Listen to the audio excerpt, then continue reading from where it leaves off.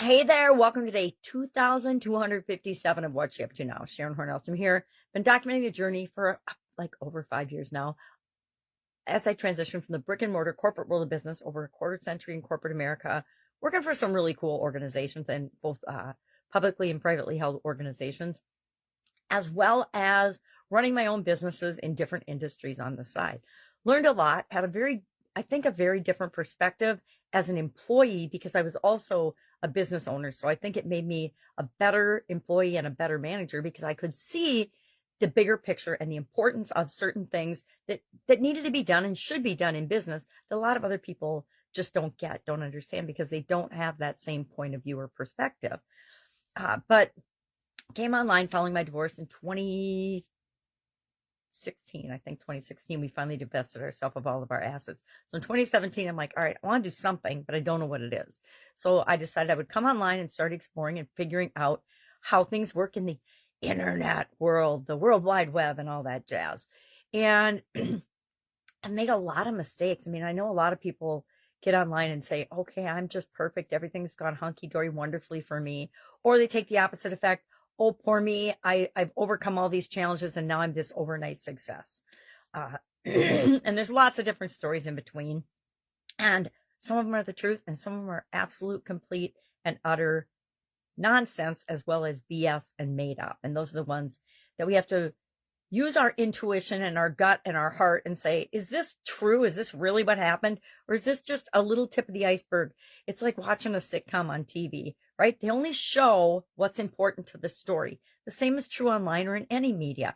They only show what's important to the story to get the effect and the emotional response out of you that they want. It's really manipulative. It's kind of frightening actually sometimes. So what am I creating for content today? Today I created a piece for our Let's Go Grow annual challenge. This year's challenge is all about doing one thing every day to grow. And this month we're focusing on our physical growth, our physical well-being, our physical health, how we want our physical beingness to be as we're here on the planet going forward and growing. I'm not talking about growing and getting bigger or chubbier. Definitely not the direction I want to go as I get older. I want to be in better shape, not worse shape than when I was younger, so that I have more energy and vitality, which was the topic of today's challenge. Our challenge is to say, what are your top 3 physical growth core values? What are the 3 most important things to you when it comes to physical growth? And one of mine is, hey, I want to just have the energy and the stamina and vitality to keep up with my granddaughters because they're incredible little human beings. And I want to spend as much time and energy with them as I possibly can. So I don't know how I'm going to describe that. I haven't done mine yet. I do the challenge right along with the people that I'm doing the challenge with and for. We do it together because how can I learn and experience it if I don't do it myself? How can I expect other people to do things that I'm not willing to do myself? That's one of my core values in life is, and has always been as a business owner and as a boss and as a mom and everything else. I won't ask you to do something unless I've done it myself or unless I'm willing to do it with you or I'm willing to do it myself, right? I don't think we should expect other people to do things that we're not willing to do. I mean, and I think that nowadays a lot of people do. They expect things to just be handed to them, and that's not the way life works. We get out of life what we put into it, and there's a lot more people taking out of life than putting into it right now, and I think that comes back around just like everything else. Then so that was the challenge today. For Supersize Your Business, I'm sharing a business strategy, and we're talking about different possible business strategies that you can use to grow and build and supersize your business. And today's was crowdfunding. We're talking about crowdfunding and the key components of that. Now, I personally never used crowdfunding for any of my businesses, have worked with people that have, but I have not done it myself.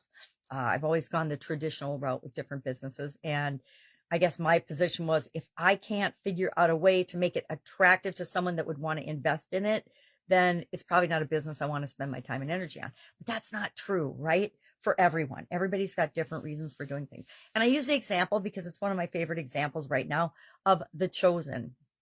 It's a series on different media outlets right now and in theaters. I think the 4th season might be done in theaters. They're trying to find a way to still release it. And they've, severed ties with they started out crowdfunding and then they went and joined forces with a couple of more traditional film organizations that I think have wanted more control of the project than the people that created the project wanted to give up. I don't know what the whole story is. We never do.